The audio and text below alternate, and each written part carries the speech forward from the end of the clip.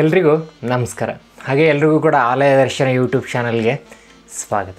ಇವತ್ತಿನ ಈ ಆಲಯದರ್ಶನದ ವಿಶೇಷವಾದ ಸಂಚಿಕೆಯಲ್ಲಿ ನಾವು ದರ್ಶನ ಮಾಡೋಣ ಸಾವಿರಾರು ವರ್ಷಗಳ ಇತಿಹಾಸ ಇರುವಂಥ ದೇವಸ್ಥಾನವನ್ನು. ಈ ದೇವಸ್ಥಾನವು ನಮ್ಮ ಕರ್ನಾಟಕದ ರಾಮನಗರ ಜಿಲ್ಲೆ ಚನ್ನಪಟ್ಟಣ ತಾಲೂಕಿನ ಮಳೂರಿನಲ್ಲಿ ಇರುವಂಥ ಶ್ರೀ ಅಪ್ರಮೇಯ ಸ್ವಾಮಿಯ ದೇವಸ್ಥಾನವನ್ನು ಇವತ್ತಿನ ಈ ಸಂಚಿಕೆಯಲ್ಲಿ ನಾವು ದರ್ಶನ ಮಾಡೋಣ. ಈ ದೇವಸ್ಥಾನಕ್ಕೆ ಅಂಬೆಗಾಲು ಶ್ರೀಕೃಷ್ಣ ದೇವಸ್ಥಾನ ಅಂತಲೂ ಕೂಡ ಹೇಳ್ತಾರೆ. ಹಾಗಾದರೆ ಈ ದೇವಸ್ಥಾನ ಎಲ್ಲಿದೆ, ಹೇಗಿದೆ ಮತ್ತು ಈ ದೇವಸ್ಥಾನದ ವಿಶೇಷತೆಗಳೇನು ಅನ್ನೋದರ ಸಂಪೂರ್ಣ ಮಾಹಿತಿಯನ್ನು ನಾವು ಇವತ್ತಿನ ಈ ಸಂಚಿಕೆಯಲ್ಲಿ ತಿಳಿಯೋಣ. ವಿಡಿಯೋನ ಶುರು ಮಾಡೋದಕ್ಕಿಂತ ಮುಂಚೆ ಇನ್ನೂ ಯಾರು ಆಲಯ ದರ್ಶನ ಯೂಟ್ಯೂಬ್ ಚಾನಲ್ನ ಸಬ್ಸ್ಕ್ರೈಬ್ನ ಮಾಡ್ಕೊಂಡಿಲ್ಲ, ದಯವಿಟ್ಟು ಮರೆಯದೆ ಎಲ್ಲರೂ ಕೂಡ ಆಲಯ ದರ್ಶನ ಯೂಟ್ಯೂಬ್ ಚಾನಲ್ನ ನೀವು ಸಬ್ಸ್ಕ್ರೈಬ್ನ ಮಾಡ್ಕೊಳ್ಳಿ. ಇದರಲ್ಲಿ ನಿಮಗೆ ಇದೇ ರೀತಿಯ ಹಲವಾರು ವಿಶೇಷವಾದ ಪುಣ್ಯಕ್ಷೇತ್ರಗಳ ಸಂಪೂರ್ಣ ಮಾಹಿತಿಯ ವಿಡಿಯೋಸ್ಗಳು ಸಿಗ್ತಾ ಇರುತ್ತೆ. ಹಾಗಾದ್ರೆ ಬನ್ನಿ, ಇವತ್ತಿನ ಈ ವಿಶೇಷವಾದ ಸಂಚಿಕೆಯಲ್ಲಿ ನಾವು ಶ್ರೀ ಅಪ್ರಮೇಯ ಸ್ವಾಮಿ ದೇವಸ್ಥಾನದ ಸಂಪೂರ್ಣ ಮಾಹಿತಿಯನ್ನು, ಅಂದರೆ ಅಂಬೆಗಾಲು ಶ್ರೀಕೃಷ್ಣ ಸ್ವಾಮಿ ದೇವಸ್ಥಾನದ ಸಂಪೂರ್ಣ ಮಾಹಿತಿಯನ್ನು ನಾವೀಗ ತಿಳಿಯೋಣ.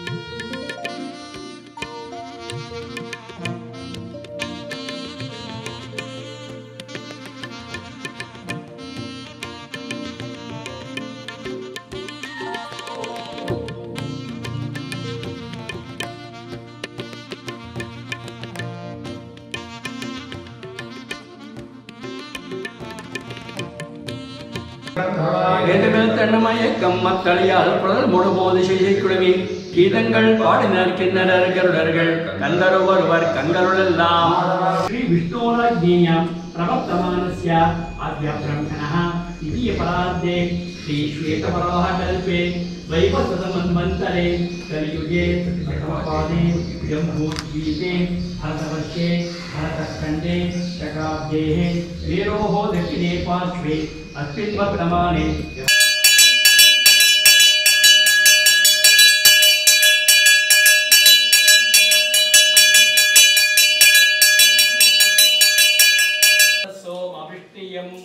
भवावाद्यस्य संहते रामाप्रमेय स्वामिनः पयसा स्नपयामि मुखाकरत् प्रण आयोगं शितारिषत् रामाप्रमेय स्वामिनः दद्ना स्नपयामि ॐ दधिग्राविण्णो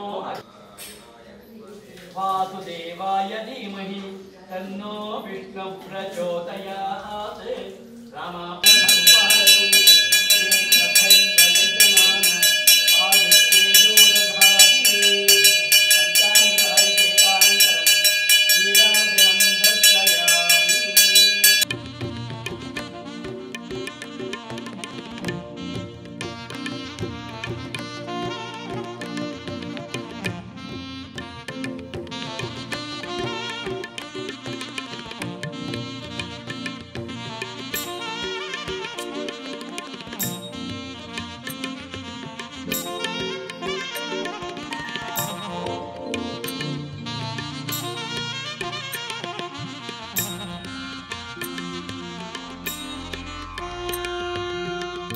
विनाशात् दुष्कृतां धर्म संस्थापनार्थाय संभवामि युगे युगे बालाय नीरवपुषे नवकिङ्कणीक जालाभिराम जगनाय दिगंबराय शार्दूल दिव्य नख भूषण भूषिताय मनेरणाय चक्षसे यो वशिवतमोरुसः तस्य भादयते हनः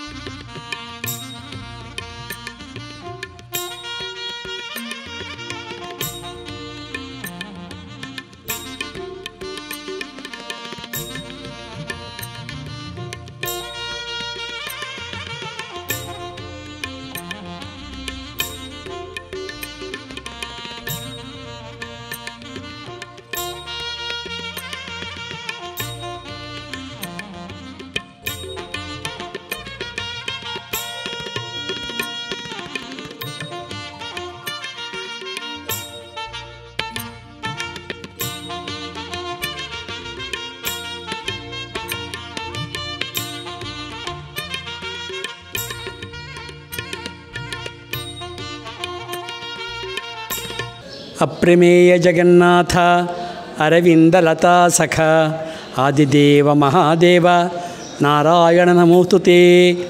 ಕೃಷ್ಣೋ ರಕ್ಷತುನೋ ಜಗತ್ರಯ ಗುರು ಕೃಷ್ಣಂ ನಮಸ್ಯಾಮ್ಯಹಂ ಕೃಷ್ಣೇ ನಾಮರಶತ್ರವೋ ವಿನಿಹತಾಃ ಕೃಷ್ಣಾಯ ತಸ್ಮೈ ನಮಃ. ಕೃಷ್ಣಾದೇವ ಸಮುತ್ಥಿತಂ ಜಗದಿದಂ ಕೃಷ್ಣಸ್ಯ ದಾಸೋಸ್ಮ್ಯಹಂ ಕೃಷ್ಣೇ ತಿಷ್ಠತಿ ಸರ್ವಂ ಏತದಖಿಲಂ ಹೇ ಕೃಷ್ಣ ರಕ್ಷಸ್ವ ಮಾಂ. ಜಿ ರಾಧಾಕೃಷ್ಣ ಭಟ್ಟಾಚಾರ್ಯ ಅಂತ ನನ್ನ ಹೆಸರು. ರಾಮಾನುಜರು ಸ್ಥಾಪಿಸಿದಂತಹ 74 ಸಿಂಹಾಸನಾಧೀಶ್ವರರಲ್ಲಿ ಮಳೂರು ನಂಬಿಗಳು ಅಂತ ಒಬ್ಬರು, ಅದರಲ್ಲಿ ನಮ್ಮ ವಂಶಸ್ಥರು ಬಂದಿದ್ದಾರೆ. ಇತ್ತೀಚಿನ ವಂಶವೃಕ್ಷದ ಪ್ರಕಾರ ನಾನು 12ನೇ ತಲೆಮಾರಿನ ಇಲ್ಲಿ ಪೂಜಾ ಕೈಂಕರ್ಯವನ್ನು ನಡೆಸ್ಕೊಂಡು ಬರ್ತಾಯಿದ್ದೀನಿ. ಇಲ್ಲಿ ಮಳೂರು ಅಂಥೇಳಿ ಈ ಗ್ರಾಮ. ಈ ಗ್ರಾಮವು ಬೆಂಗಳೂರಿಂದ ಸುಮಾರು 62 ಕಿಲೋಮೀಟ್ರು ದೂರದಲ್ಲಿದೆ. ಚನ್ನಪಟ್ಟಣ ಅಂಥೇಳಿ ತಾಲೂಕು ಕೇಂದ್ರ ಇದೆ, ಅಲ್ಲಿಂದ ಸುಮಾರು 2 ಕಿಲೋಮೀಟ್ರ್ ದೂರದಲ್ಲಿ ಮಳೂರು ಗ್ರಾಮ ಇದೆ. ಈ ಗ್ರಾಮಕ್ಕೆ ಮೊದಲು ಮರಳೂರು ಅಂತ ಹೆಸರಿತ್ತು. ಯಾಕಪ್ಪ ಅಂತಂದರೆ ಈ ಊರಿನಲ್ಲಿ ಮತ್ತು ಸುತ್ತಮುತ್ತಲಲ್ಲಿ ಎಲ್ಲಿ ಒಂದು 2-3 ಅಡಿ ತೋಡೋದು ಕೂಡ ಒಳ್ಳೆಯ ಮರಳು ಸಿಗ್ತಾಯಿತ್ತು, ಈಗಲೂ ಕೂಡ ಸಿಗುತ್ತೆ. ಹಾಗಾಗಿ ಮರಳೂರು ಅಂತ ಹೆಸರಿದಂತಹ ಈ ಗ್ರಾಮದ ಹೆಸರು ಮಳೂರು ಅಂತ ಇವಾಗ ಆಗಿದೆ. ಕೆಲವು ಇತಿಹಾಸ ಪುರಾಣಗಳ ಪ್ರಕಾರ ಈ ಊರಿಗೆ ರಾಜೇಂದ್ರ ಸಿಂಹನಗರಿ ಅಂತ ಹೆಸರಿತ್ತು ಅಂತ ಹೇಳ್ತಾರೆ. ಕಾರಣ ಸುಮಾರು 4-5 ಶತಮಾನದ ರಾಜೇಂದ್ರ ಸಿಂಹ ಅಂತಕ್ಕಂಥ ರಾಜನು ಇಲ್ಲಿ ಆಳ್ತಾ ಇದ್ದ ಕಾರಣ ಅವನ ಹೆಸರಲ್ಲೇ ಈ ಗ್ರಾಮ ಇತ್ತು ಅಂತೇಳಿ ಹೇಳ್ತಾರೆ. ಈ ಗ್ರಾಮವು ಇರತಕ್ಕಂಥ ಈ ಅಪ್ರಮೇಯ ದೇವಸ್ಥಾನವು ದ್ರಾವಿಡ ಶೈಲಿಯಲ್ಲಿದೆ.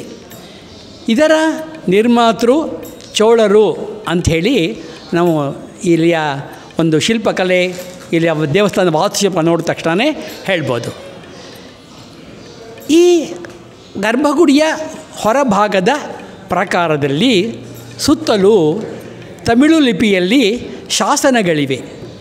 ಈ ಶಾಸನಗಳ ಪ್ರಕಾರ ಈ ದೇವಸ್ಥಾನವು ಸುಮಾರು ಕ್ರಿಸ್ತಶಕ 400ನೇ ಇಸವಿಯಲ್ಲಿ ಆಗಿರಬಹುದು ಎಂದು ಊಹಿಸಲಾಗುತ್ತದೆ.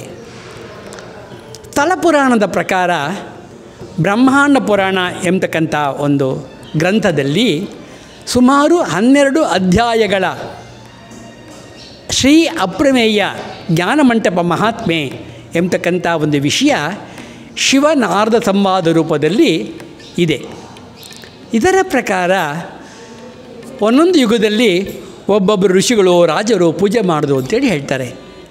ಸ್ವಾಮಿನ್ ಕೃತೆ ವಿಜಯಪಾಲ ಸಮರ್ಚಿತಾಂಗ್ರೆ ತ್ರೇತಾಯುಗೇ ತು ಮುನಿಕಣ್ಮ ಕೃತಾರ್ಚನೇಶಾಂ ಲಂಬಶ್ರವಾರ್ಚಿತ ತೃತೀಯ ಯುಗೇ ಕಲೌಚ ವಿಜ್ಞಾನ ಪೂಜಿತ ಪದಾಂಬುಜ ಸುಪ್ರಭಾತಂ. ಈ ವಿಜ್ಞಾನೇಶ್ವರರು ಎಂಬತಕ್ಕಂಥವರು ಮನುಸ್ಮೃತಿಯ ನಂತರ ಬಂದಂತಹ ಯಾಜ್ಞವಲ್ಕ್ಯ ಸ್ಮೃತಿಗೆ ಭಾಷ್ಯವಾಗಿ ಕಾಮೆಂಟ್ರಿ ಅಂತ ನಾವು ಹೇಳ್ತೀವಿ, ಅದನ್ನು ಮಿತಾಕ್ಷರಂ ಅಂತ ಕರೀತಾರೆ. ಈ ಒಂದು ಮಿತಾಕ್ಷರ ಎಂಬತಕ್ಕಂತಹ ಧರ್ಮಗ್ರಂಥ ಅಥವಾ ನ್ಯಾಯಗ್ರಂಥ ಅಂತ ಹೇಳ್ಬೋದು. ಇದನ್ನು ಇಲ್ಲೇ ರಚನೆ ಮಾಡಿದ್ರು ಅಂಥೇಳಿ ಹೇಳ್ತಾರೆ. ಅನೇಕ ನ್ಯಾಯ ಪಂಡಿತರುಗಳು ಇಲ್ಲಿ ಬಂದು ಈ ವಿಷಯ ಕೇಳಿದ ತಕ್ಷಣ ಪುಲಕಿತರಾಗ್ತಾರೆ. ಯಾಕೆಂದರೆ ನ್ಯಾಯಗ್ರಂಥ ನಮ್ಮ ಸಮೀಪದಲ್ಲೇ ಬರೆದಿರ್ತಕ್ಕಂಥ ಸ್ಥಳ ಅನ್ನೋ ದೃಷ್ಟಿನಲ್ಲಿ ಅವರಿಗೆ ತುಂಬ ಸಂತೋಷ ಆಗ್ತದೆ. ಈ ಕ್ಷೇತ್ರದಲ್ಲಿ ಅಪ್ರಮೇಯ ಎಂಬತಕ್ಕಂತಹ ಮೂರ್ತಿ ಪ್ರಧಾನ ಮೂರ್ತಿ. ಏಪ್ರಿಲ್ ಕೊನೆಯ ವಾರ ಅಥವಾ ಮೇ ಮೊದಲನೆಯ ವಾರದಲ್ಲಿ ಇಲ್ಲಿ ಪ್ರಸಿದ್ಧ ಮಹೋತ್ಸವ, ರಥೋತ್ಸವ ಸುಮಾರು 10 ದಿನಗಳ ಕಾಲ ನಡೆಯುತ್ತೆ. ಆ ರಥೋತ್ಸವ ದಿನ ಅಂದರೆ ಮೇಷಮಾಸೆ ಸಿತೆ ಪಕ್ಷೆ ಹಸ್ತ ನಕ್ಷತ್ರ ಸಂಯುತೆ ಪಾಂಚರಾತ್ರೋಕ್ತ ಮಾರ್ಗೇಣ ರಥಾರೋಹಣ ಆಚರೇತ್ ಅಂತಹ ಒಂದು ನುಡಿಯ ಪ್ರಕಾರವಾಗಿ ಮೇಷಮಾಸ ಹಸ್ತ ನಕ್ಷತ್ರ ದಿವಸ ಇಲ್ಲಿ ರಥೋತ್ಸವ ಆಗುತ್ತೆ. ಅಂದಿನ ದಿನ ಬೆಳಿಗ್ಗೆ ಭಗವಾನ್ ಸೂರ್ಯನು ತನ್ನ ರಶ್ಮಿಯನ್ನು ದೇವರ ಪಾದತಲದಲ್ಲಿ ಅಭಿಷೇಕ ಮಾಡ್ತಕ್ಕಂಥ ಒಂದು ದೃಶ್ಯ ನಿಜಕ್ಕೂ ಬಹು ಅದ್ಭುತ, ರಮಣೀಯ, ಆಶ್ಚರ್ಯಕರವಾದಂಥದ್ದು. ಇದೇ ಥರದಲ್ಲಿ ಬೆಂಗಳೂರಿನ ಗವಿಪುರಂನಲ್ಲಿ ಕೂಡ ಮಕರ ಸಂಕ್ರಾಂತಿಯ ದಿನ ಒಂದು ಗೋಡೆಯ ಮೂಲಕ ಈಶ್ವರ ಲಿಂಗದ ಮೇಲೆ ಈ ಸೂರ್ಯ ನನ್ನ ರಶ್ಮಿ ಚೆಲ್ತಾನೆ ಅಂತಕ್ಕಂಥದ್ದು ಕೂಡ ಹೇಗೆ ಸತ್ಯವೋ ಇದು ಕೂಡ ಹಾಗೆ ನಿತ್ಯ. ಇಲ್ಲಿ ಪ್ರಧಾನ ಮೂರ್ತಿ ಅಪ್ರಮೇಯ ಮಧ್ಯದಲ್ಲಿರ್ತಕ್ಕಂಥ ಸನ್ನಿಧಿ, ಸುತ್ತಲೂ ಕೂಡ ವಿವಿಧ ಆಚಾರ್ಯರು ಆಳ್ವಾರಗಳ ಸನ್ನಿಧಿ ಇದೆ. ದೇವಸ್ಥಾನದ ನೈಋತ್ಯ ಮೂಲೆಯಲ್ಲಿ ಅರವಿಂದವಲ್ಲಿ ಅಂತಕ್ಕಂಥ ಅಮ್ಮನವರ ವಿಗ್ರಹ ಇದೆ. ಹಾಗೆಯೇ ಮುಂದೆ ಬಂದರೆ ವಾಯವ್ಯಕ್ಕೆ ದಿಕ್ಕಿನಲ್ಲಿ ಕೃಷ್ಣನ ಚಿಕ್ಕ ಮಗುವಿನ ಅಂಬೆಗಾಲಿಟ್ಕೊಂಡು ಇರ್ತಕ್ಕಂಥ ಒಂದು ಅದ್ಭುತ ಅದ್ವಿತೀಯ ಮೂರ್ತಿಯನ್ನು ನಾವು ಕಾಣ್ಬೋದು. ಇದರ ಕಾಲ ಹೇಳೋಕ್ಕೆ ಕಷ್ಟ, ಆದರೆ ಅಂದಿನಿಂದಲೂ ಕೂಡ ಇಂದು ಮುಂದೆಯೂ ಸಹ ಕೃಷ್ಣನು ಸಂತಾನ ಅಪೇಕ್ಷೆಗಳಿಗೆ ಹರಿಸ್ತಾನೆ ಅನ್ನೋತಕ್ಕಂಥದ್ರಲ್ಲಿ ಎರಡು ಮಾತಿಲ್ಲ, ಸಂಶಯ ಇಲ್ಲ.